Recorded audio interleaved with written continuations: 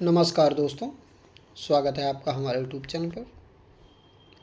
अगर आप चैनल पर नए हैं तो प्लीज़ चैनल को सब्सक्राइब कर लीजिए, अपने दोस्तों को शेयर कर दीजिए। 120 शब्द प्रति मिनट की गति से डिक्टेशन शुरू करते हैं। डिक्टेशन शुरू होगा 5 सेकंड बाद।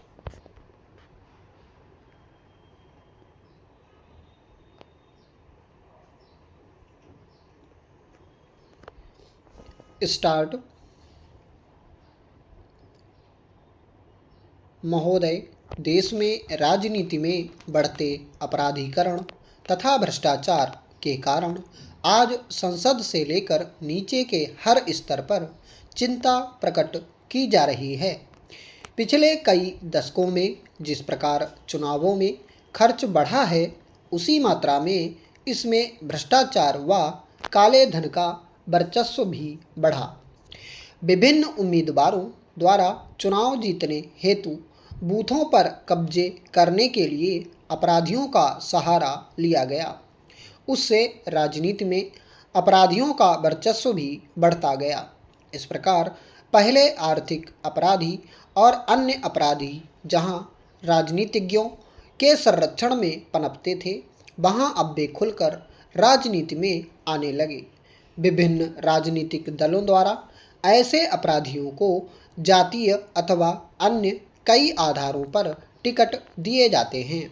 इनमें से कई चुनाव जीतकर संसद व विधानसभाओं में पहुँचे हैं।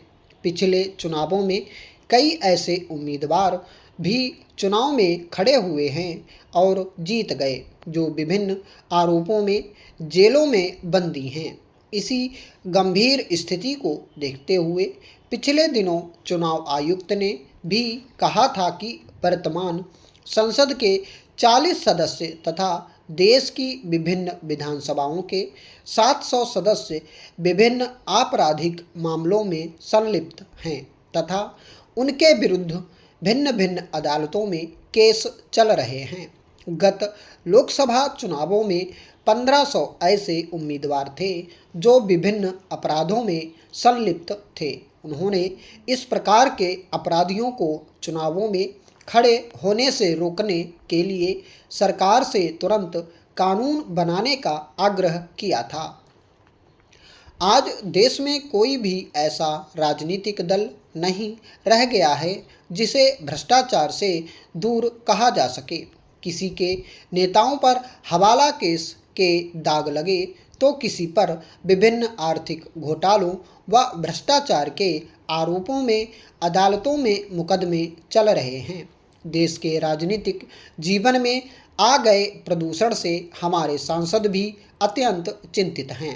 स्वतंत्रता के स्वर्ण जयंती वर्ष के अवसर पर बुलाए गए संसद के 4 दिवसीय विशेष अधिवेशन में सभी दलों के नेताओं तथा लोकसभा अध्यक्ष ने राजनीति के अपराधीकरण को रोकने तथा इसके शुद्धिकरण पर बल दिया।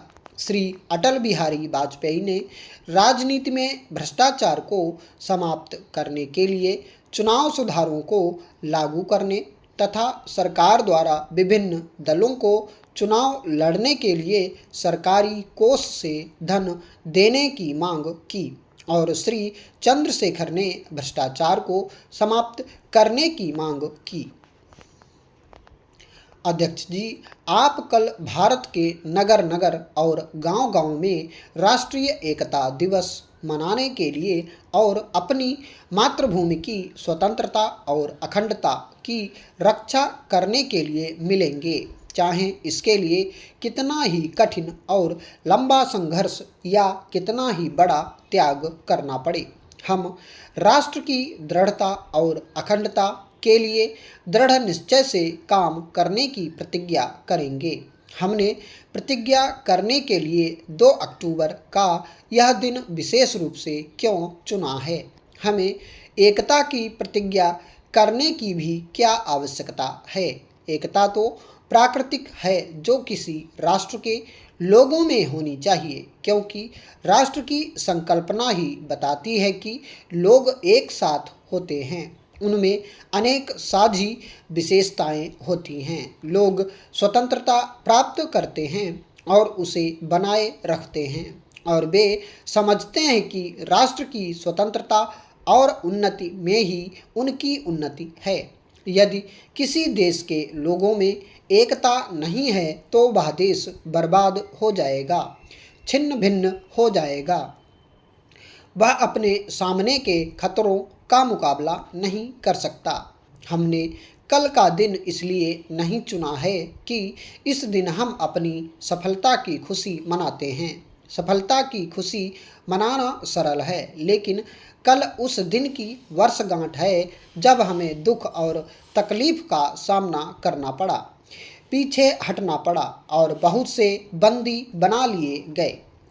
तब हम यह दिन क्यों मनाते हैं? मेरा विचार है कि यह ठीक ही है कि हम यह दिन मनाते हैं, क्योंकि अपनी असफलताओं और कमजोरियों से सीखना उचित है, ताकि लोग उन कमजोरियों को ताकत में बदल सकें।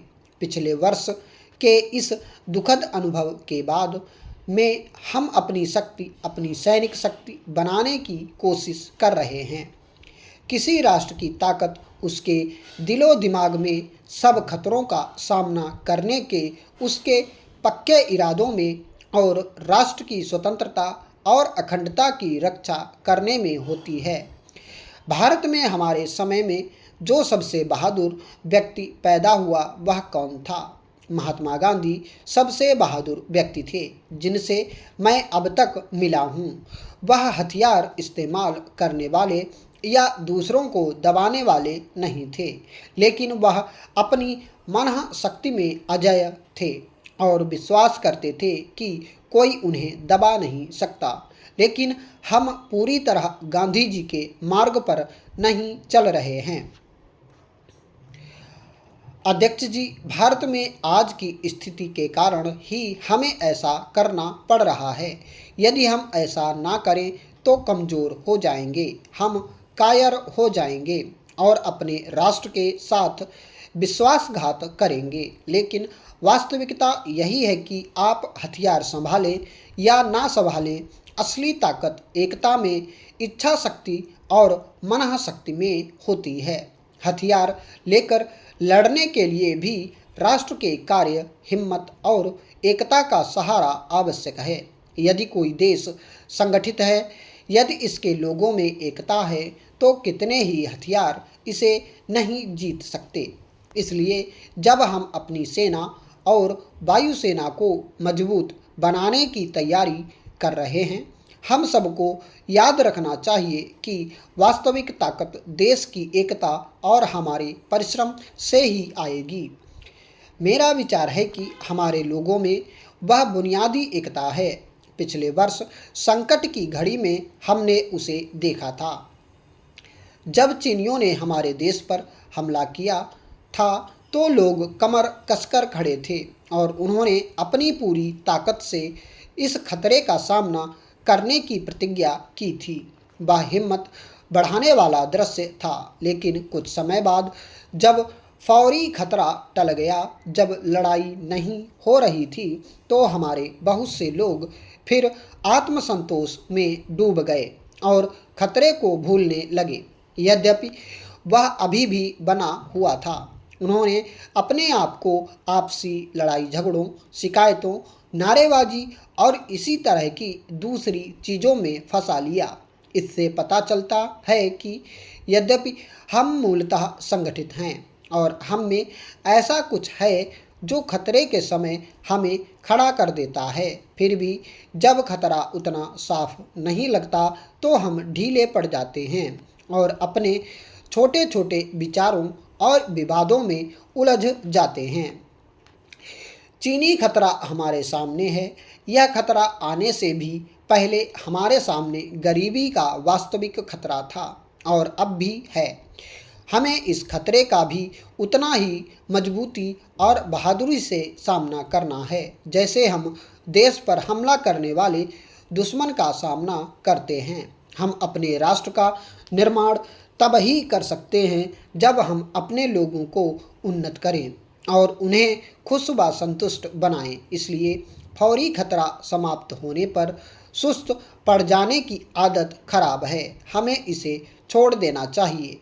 हमें एकता की बात करनी चाहिए।